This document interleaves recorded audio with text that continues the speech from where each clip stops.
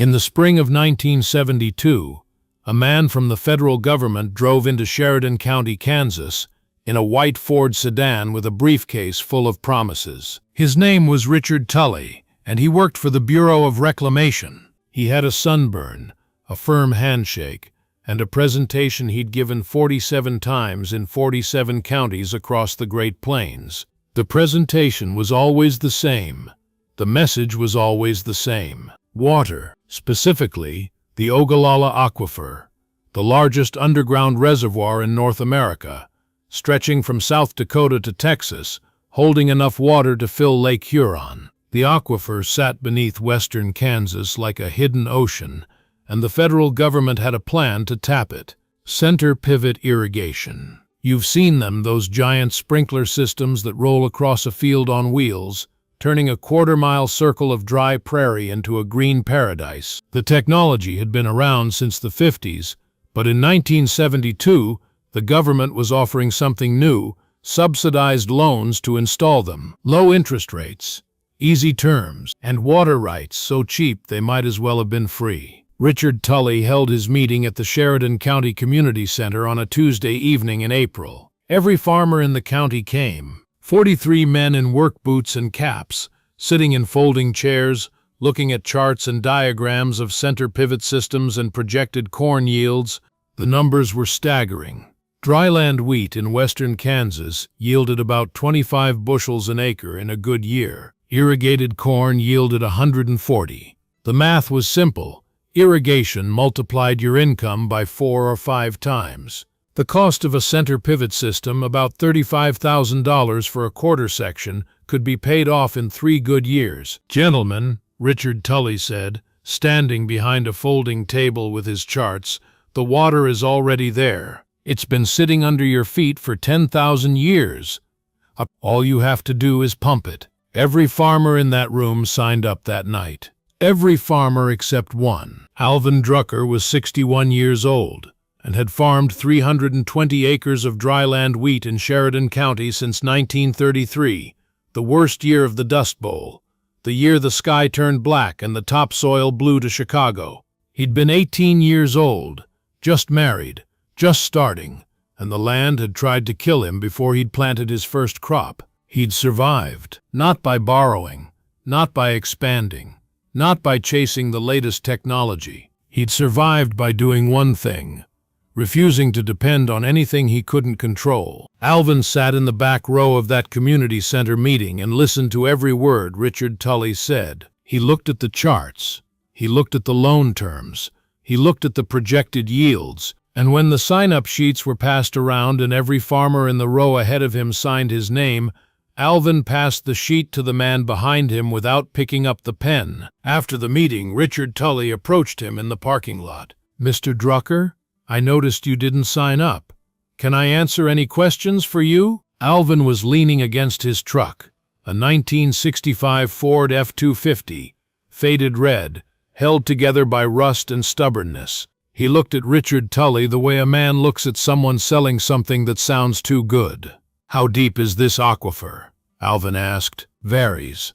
Under Sheridan County, between 100 and 200 feet of saturated thickness." "And how fast does it recharge?" Richard Tully hesitated. That wasn't a question farmers usually asked. "The recharge rate depends on rainfall and soil permeability. In this part of Kansas, it's approximately half an inch per year." "Half an inch per year," Alvin repeated. "And how much water does a center pivot pull out per year?" "About 18 inches of water per acre per growing season." "So you're pulling out 18 inches and putting back half an inch." Richard Tully opened his mouth, closed it, and opened it again. "The aquifer has enormous capacity, Mr. Drucker.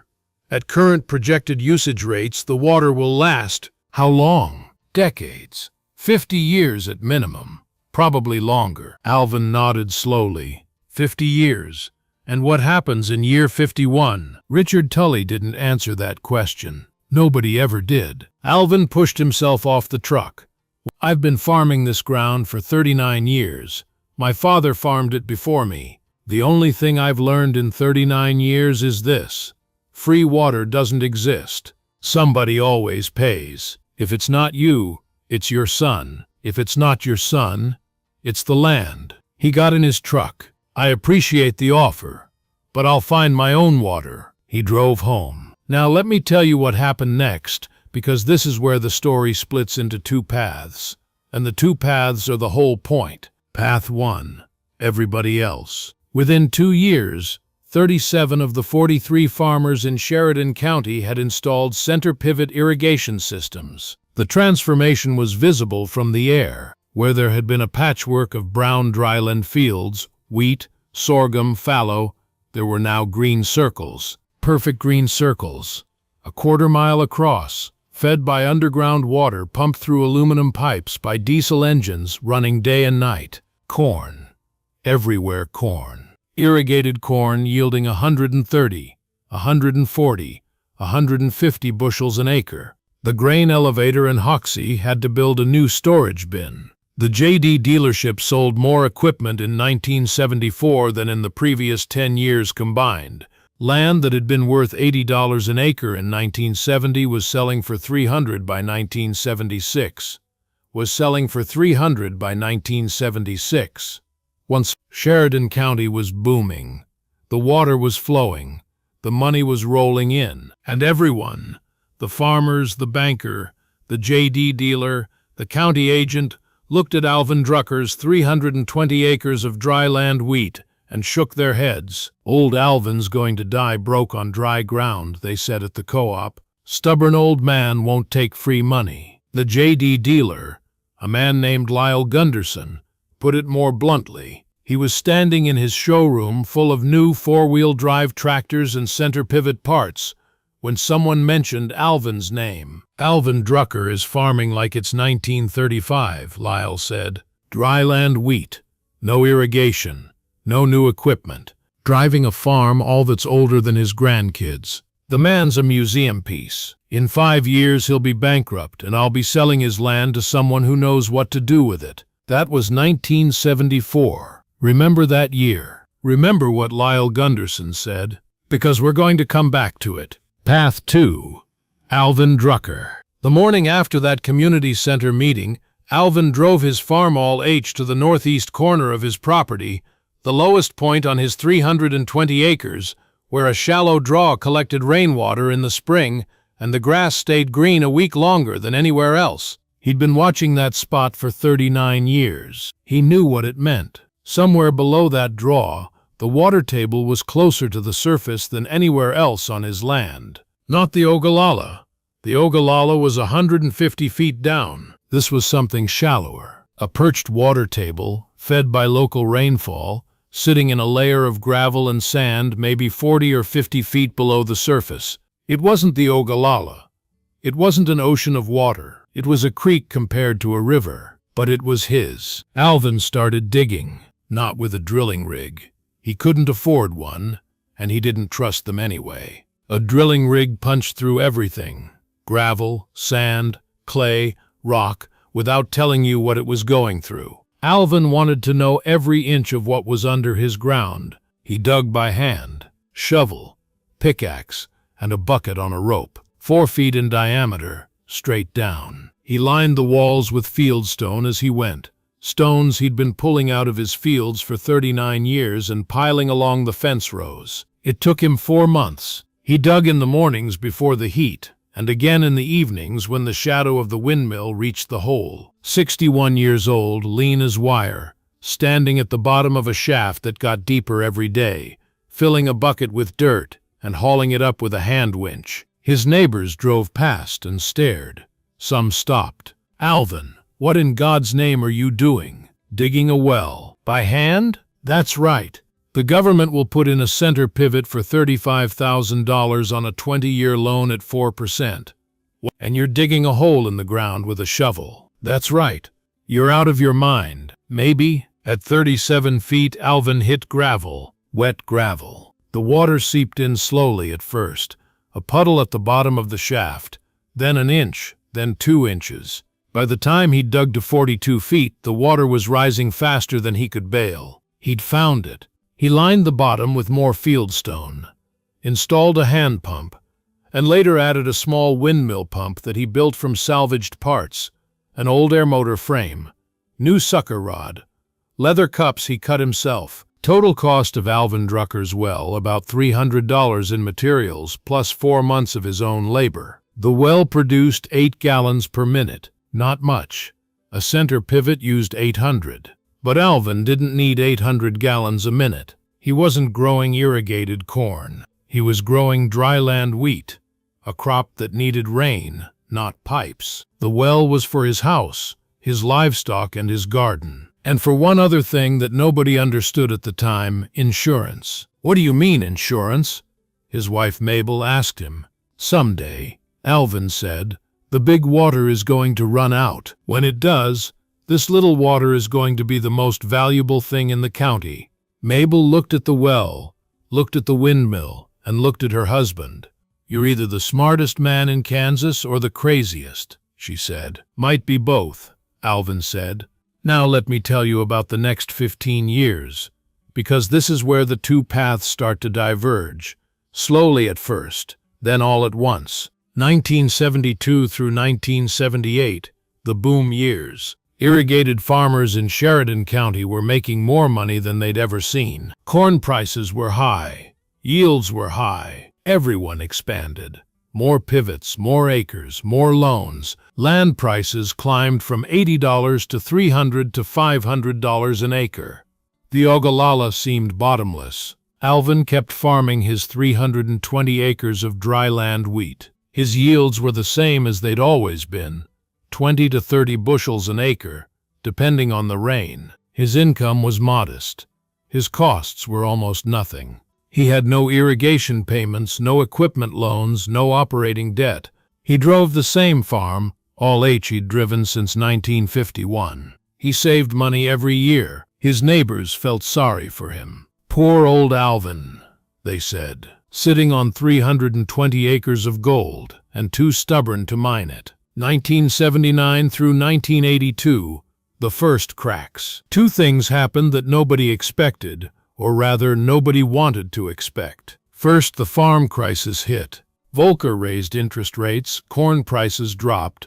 The farmers who'd borrowed $35,000 for center pivots and $100,000 for new tractors suddenly owed money they couldn't pay. The boom turned to bust. 3 farms in Sheridan County went to foreclosure in 1982, but the irrigated farmers survived the price crash barely because they still had water. Their yields were still high, even if prices were low. The irrigation kept them alive. They told themselves the crisis was temporary. It was the second thing that wasn't temporary. In 1980, the Kansas Geological Survey published a report on the Ogallala Aquifer in western Kansas. The numbers were bad. Since the irrigation boom began in the early 70s, the water table in Sheridan County had dropped an average of 3 feet per year. In some areas near the heaviest pumping, it had dropped 5 feet per year. 3 feet per year. In a county where the saturated thickness averaged 150 feet, that meant the aquifer had lost roughly 30 feet in 10 years, 20% of its water gone. And the recharge rate? Still half an inch per year. Just like Alvin Drucker had asked about at that community center meeting in 1972. A few farmers noticed. Most didn't. The water was still coming. The pumps were still running. The pivots were still turning.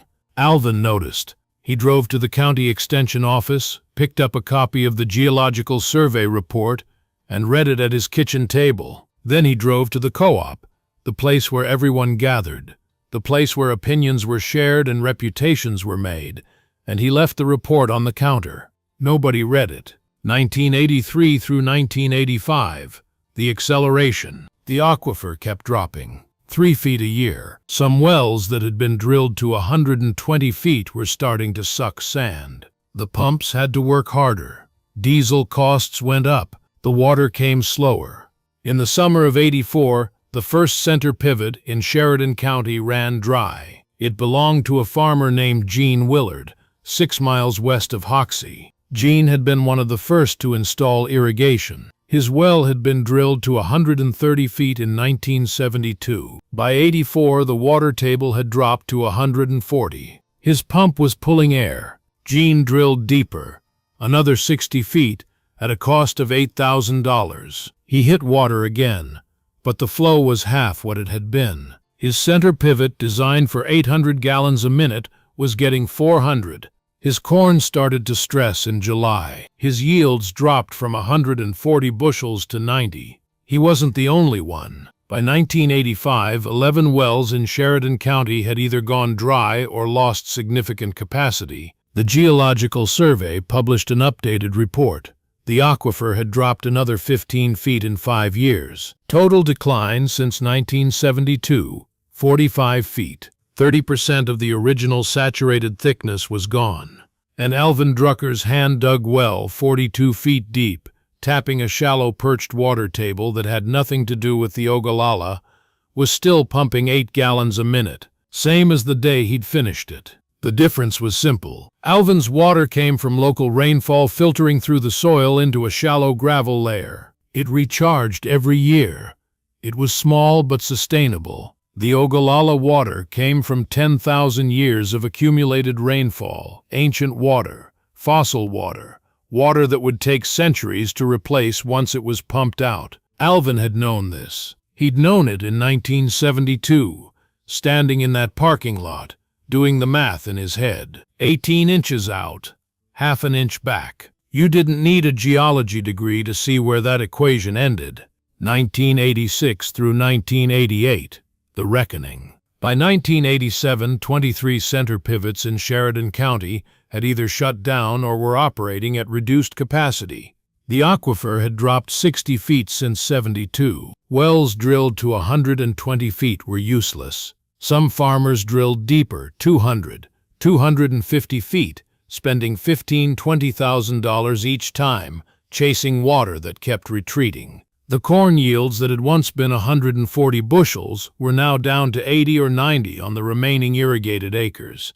Some farmers gave up on corn entirely and went back to dryland wheat, the crop they'd abandoned 15 years earlier. But here's the cruel part. The land had changed. 15 years of irrigated corn had depleted the soil differently than dryland wheat. The organic matter was lower. The soil structure had shifted. The transition back to dry land wasn't smooth. Yields were worse than they'd been before irrigation, 20 bushels instead of 25. Meanwhile, Alvin Drucker's dryland wheat, which had never been irrigated, which had been farmed the same way for 55 years, was yielding 28 to 32 bushels an acre, better than it had in the 70s, because Alvin had been rotating wheat with fallow, building organic matter, keeping the soil healthy. His ground hadn't been stressed by irrigation and then abandoned. It had been steady all along. And his well, that 42-foot hole he'd dug by hand while everyone laughed, was still pumping. Let me tell you about the morning. Everything changed. August of 1987. The hottest summer in 15 years. No rain since June. The dryland crops were hurting, Alvin's included, but at least they were alive. The irrigated crops that still had water were surviving. The ones that didn't were dead. At 6 in the morning, Alvin was at his well, filling a stock tank for his cattle, when he saw a pickup truck coming up his drive, then another one behind it, then a third. The first truck was Gene Willard, the man whose pivot had gone dry 3 years earlier. He'd drilled deeper twice, and the second hole had come up empty in June. The second truck was Dale Heinen. His well had been producing 300 gallons a minute in '75. It was producing 40 in '87. The third truck was Lyle Gunderson, the JD dealer, the man who'd called Alvin a museum piece in 1974. Lyle had closed the dealership in '86. No one was buying equipment when the water was running out. He'd gone back to farming his own ground, put in a center pivot on his quarter section, and watched it go dry in 2 years. All 3 trucks had the same thing in the back, empty water containers. Alvin stood by his well with a tin cup in his hand and watched the 3 men get out of their trucks and walk toward him. Nobody said anything for a long time. Finally, Gene Willard spoke. "Alvin, we need water. For livestock. Our wells are dry." Alvin looked at the 3 men. He looked at the empty containers. He looked at his well, still producing, still steady, still pumping the same 8 gallons a minute it had pumped since 1972. "How many head between you?" Alvin asked. "About 160 total. That's a lot of water." "We know. We'll pay whatever you want." Alvin shook his head. "I don't want your money." He looked at Lyle Gunderson. "I seem to remember you saying I'd be bankrupt in 5 years, and you'd be selling my land." Lyle looked at the ground. His face was red, and it wasn't from the sun. "That was a stupid thing to say," Lyle said quietly. "I'm sorry." Alvin let the silence sit for a moment. Then he nodded. "Bring your tanks. I'll fill what I can. But you're going to have to take turns. This well gives 8 gallons a minute, not 800. Patience is part of the deal." He filled their tanks that morning.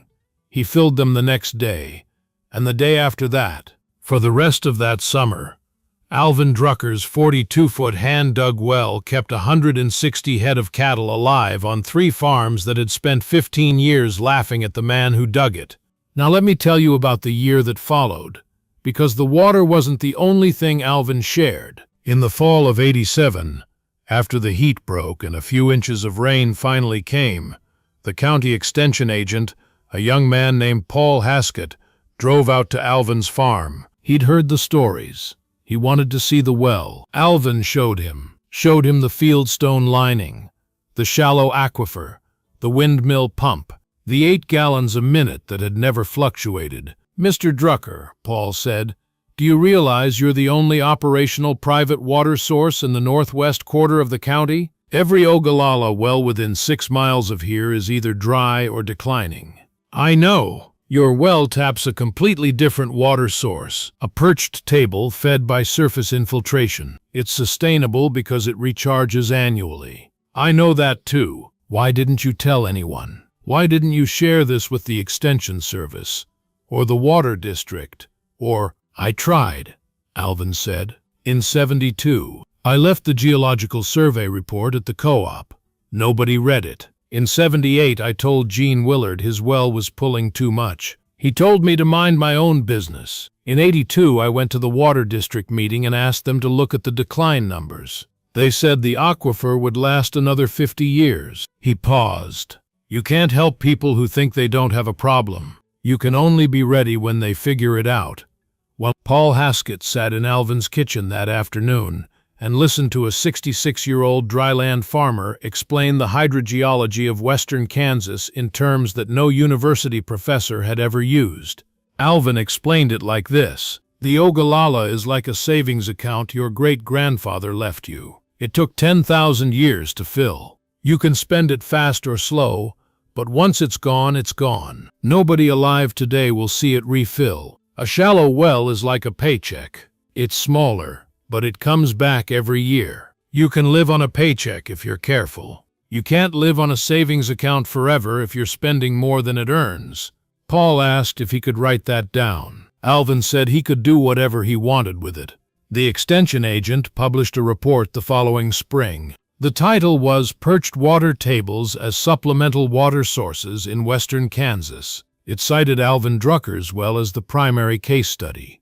The report recommended that farmers in declining aquifer areas explore shallow well development as a backup water source for livestock and domestic use. The report was read by exactly 12 people in Sheridan County, but word of mouth is more powerful than reports. The story of Alvin's well, the hand-dug well that everyone laughed at, the well that was still running when the Ogallala went dry, spread across western Kansas the way stories always spread in farm country, slowly at first, then faster, then everywhere. By 1990, 4 other farmers in Sheridan County had dug or drilled shallow wells targeting perched water tables. None of them produced as much as Alvin's.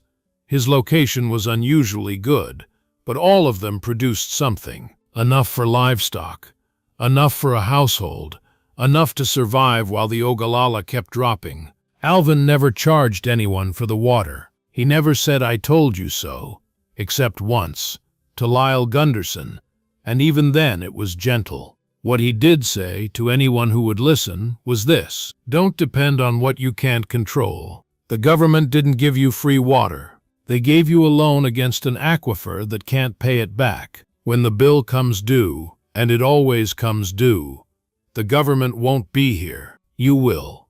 Let me tell you about the end, because every story needs one. Alvin Drucker died in 1994, at the age of 83. He died the way he'd lived, quietly, on his own land, without owing anything to anyone. He'd farmed 320 acres of dryland wheat for 61 years. He'd never installed a center pivot. He'd never borrowed money for equipment. He'd never pumped a gallon from the Ogallala. His well was still producing 8 gallons a minute on the day he died. His son Wayne took over the farm. Wayne was 55 years old, had worked alongside his father his entire life, and had the same disposition: quiet, watchful, patient. Wayne kept farming dryland. He kept the well maintained. He kept filling his neighbors' stock tanks when they needed it. By the year 2000, the Ogallala Aquifer under Sheridan County had declined by over 80 feet from its 1972 level. 30% of the wells drilled during the irrigation boom were either dry or producing less than a quarter of their original capacity. Several farms had been abandoned. The green circles were disappearing from the landscape, replaced by brown earth and idle pivot structures standing like skeletons in empty fields. At the county fair in 2001, the Extension Service put up a display about water conservation. One panel showed the aquifer decline graph, a line dropping like a cliff from 1972 to the present. Another panel showed photographs of abandoned center pivots. And in the center of the display, framed and mounted, was a photograph of Alvin Drucker, standing beside his hand-dug well in 1973. He was 62 years old in the picture, lean as wire, holding a tin cup of water. The caption read, "Alvin Drucker, Sheridan County, dug this well by hand in 1972 while his neighbors installed center pivot irrigation. His well is still producing today. The Ogallala beneath his neighbors' farms has dropped 80 feet. Wayne Drucker stood at the back of the fair tent and read the caption. He didn't say anything. He didn't need to. His father had said it all in 1972, in a parking lot, to a government man with a briefcase full of promises. Free water doesn't exist. The pumps have been running for 50 years now. The Ogallala is still dropping. The government is still promising solutions. And somewhere in Sheridan County, Kansas, a hand-dug well lined with fieldstone 42 feet deep, built with a shovel and a pickaxe and 4 months of patience, is still pumping 8 gallons a minute. The same 8 gallons it's been pumping since 1972. The man who dug it is gone. The neighbors who laughed are mostly gone. The center pivots that were going to change everything are rusting in empty fields. But the water is still there, right where Alvin said it would be. Sometimes the man who digs by hand sees deeper than the man who drills by machine. Sometimes the cheapest solution is the one that lasts. And sometimes free is the most expensive word in the English language. Alvin Drucker knew that. He knew it at 61, standing in a parking lot, doing math that nobody else wanted to do. 18 inches out, half an inch back. He went home and dug a hole, and the hole outlasted everything.